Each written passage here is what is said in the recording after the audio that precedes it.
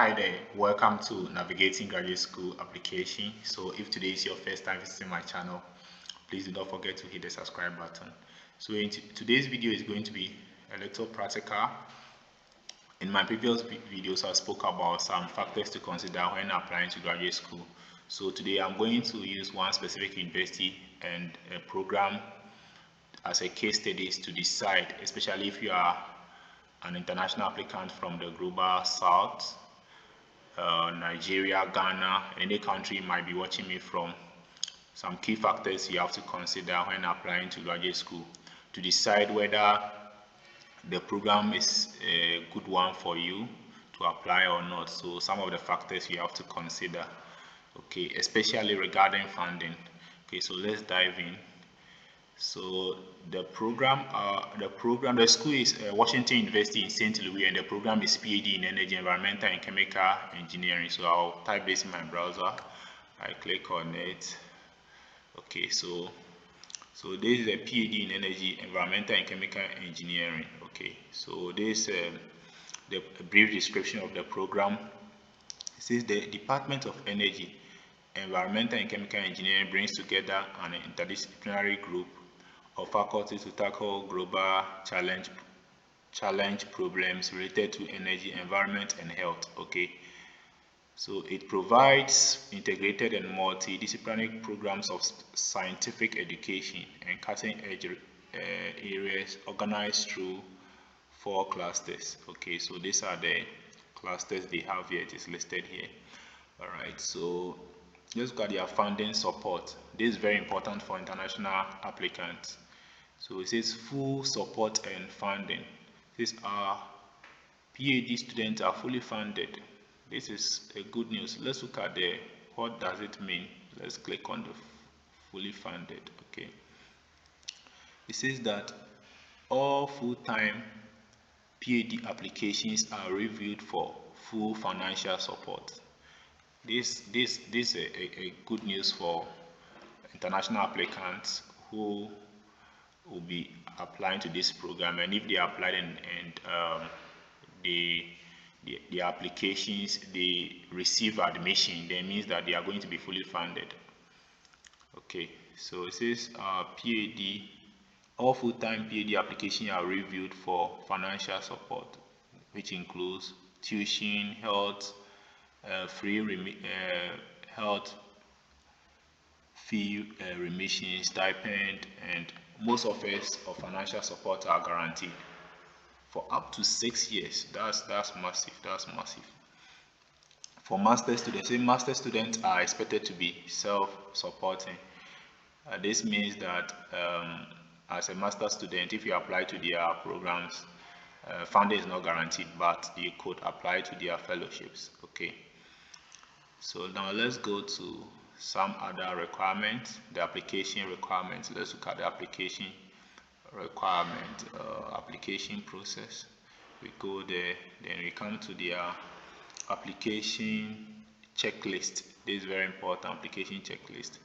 So that's the materials that you submit when you are applying to this specific program. Okay, so the first one here is the non-refundable 75 USD application fee, but there are some caveats here you have to take note of. You can get application fee waived if you're a current Washington University student, or you attend an information session, or you have a meeting with them at an event. Your application fee could be waived for you. So if I were you and I'm an international student, I will just attend some of the information session. I'll get my application fee waived. Okay. Aside that, you have to submit your transcript. If you are applying to the program, you have to submit your transcripts from previous universities attended.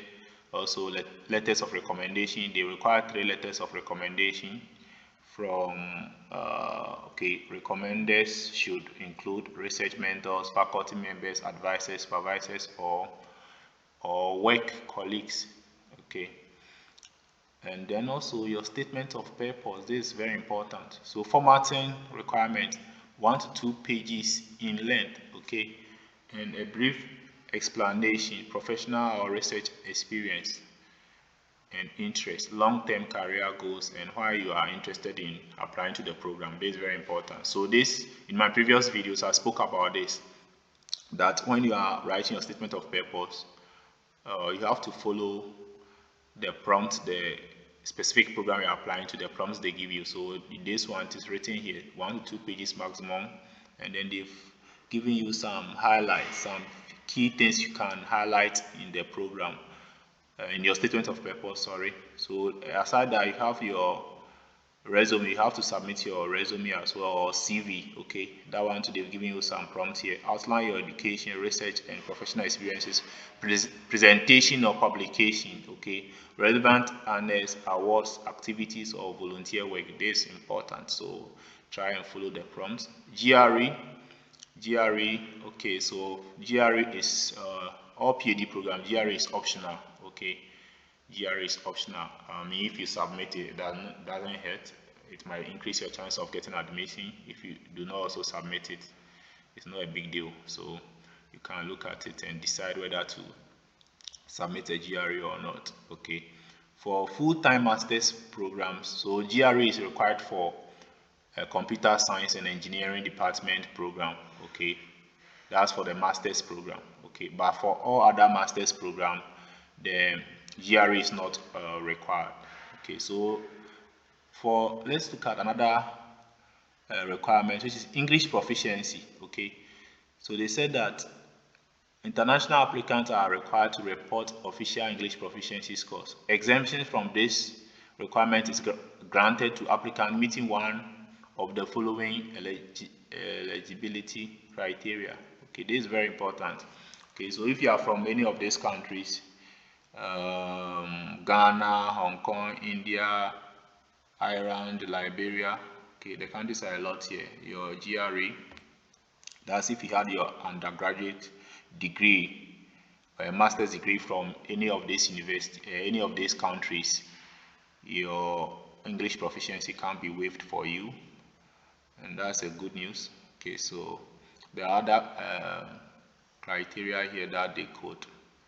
If you meet it, your GRE can be waived. So this is a good program you can consider. So if, let's say, you have a background in environmental science, chemistry, chemical engineering, okay, environmental engineering, you can then decide to apply to this program. It's a very good program, and if you apply and you are offered admission, you don't have to worry about financial packages, because it is a fully funded program. And as an international student, especially from Ghana, Nigeria, or any country that might be watching me from, it will also help you in your visa process, because now financial documentation is important when it comes to the visa process.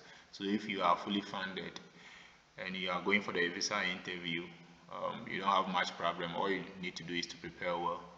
So if today is your first time visiting my channel, please do not forget to hit the subscribe button, and I hope today's video has been helpful, and see you in my next video. Thanks for watching. Like it and share with your friends and colleagues. Bye bye.